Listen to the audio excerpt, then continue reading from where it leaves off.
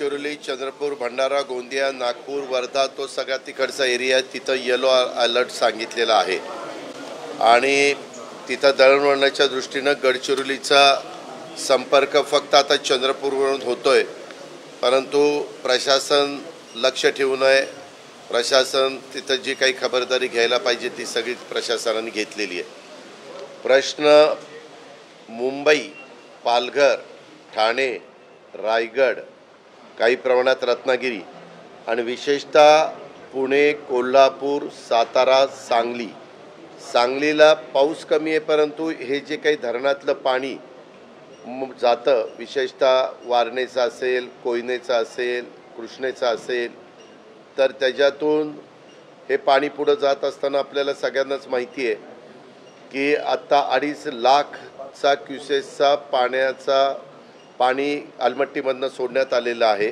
आम्ही त्यांना विनंती केली की 3 लाखापर्यंत तुम्ही जावा, कारण वर पंचगंगा फुल भरून धोक्याच्या पातळीच्या वरनं चाललेली आहे. राधानगरी फुल भरलेलं आहे. तिकडचं दूधगंगा मात्र तिथं पाणी अजून आपण साठवू शकतो.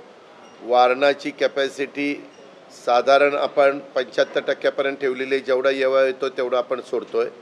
कोयनेची पण 75% पाणी ठेवलेलं आहे. जेवढा येवा येतोय तेवढा सोडतोय. सध्या 11,000 क्युसेसने कोयना सोडलेला आहे. आपल्या खडकवासल्याच्याबद्दल बोलायचं झालं तर पुण्यातनं वाहणारं खडकवासल्याचं ओव्हरफ्लोचं सगळं पाणी 35,000पर्यंत आपण गेलेलो होतो. आता आपण 15,000पर्यंत आलो आहे. परंतु सगळी माहिती घेता आत्ता वाजलेले आहेत 2:30. अधिकाऱ्यांना अशा सूचना दिलेल्या आहेत की आत्ताच थोडंसं पाणी वाढवायचं असेल तर वाढवा, कारण एकदा 7च्या पुढं अंधार पडल्यानंतर पाणी वाढवलं तर त्याचा सगळ्याच सखल भागात जिथं पाणी शिरतं तिथं सगळ्या नागरिकांना त्याचा त्रास सहन करावा लागतो. त्याच्याऐवजी साधारण 50% पाणी आता जेवढा येवा त्या धरणात येतो, म्हणजे इनफ्लो तेवढा आउटफ्लो आपण ठेवलेला आहे, परंतु अजून आपण तो वाढवायला सांगितला आहे, जेणेकरून 50% जरी धरण ठेवलं, रात्री जरा जास्त पाऊस झाला तर तेवढा पाणी साठा वाढवण्याची क्षमता धरणामध्ये असली पाहिजे. बरसगाव, पानशेत, टेमघर इथं आपल्याकडं पाणी साठवण्याची क्षमता आहे, कारण 70%च भरलेत.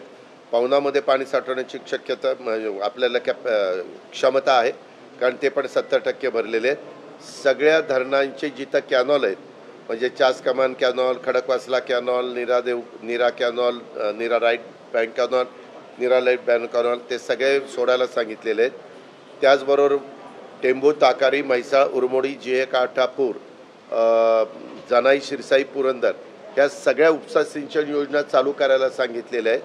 त्या चालू झाल्या पण, आणि त्याचं पाणी तिकडच्या वरच्या भागात जिथं तलावामध्ये पाणी आपण साठवू शकतो आणि तिथं पाऊस कमी आहे अशा ठिकाणी पाण्याचे साठे करायला सांगितलेले आहेत. आता पावसाची एकंदरीत पाऊस आटोक्यात आलेला आहे. पण आम्ही ह्यावेळेस माझी नागरिकांना आग्रहाची विनंती आहे की आपण अजिबात घाबरून जाण्याचं कारण नाही, कारण आम्ही आर्मीला पण अलर्ट राहायला सांगितलेलं आहे. आर्मीची एकता नगर आपल्याला सगळ्यांना माहिती आहे, आपण पण TV चॅनलवाले अनेक जण एकता नगरचा परिसर सिंहगड रोडचा दाखवत होता. तिथं आर्मी आम्ही अपॉइंट केलेली आहे आणि तिथं जवळपास थोडे कमी 100 लोक आर्मीची आहेत. त्याच्यात इंजिनियर्स आहेत, त्याच्यामध्ये डॉक्टर्स आहेत, 4 बोटी आहेत. त्याच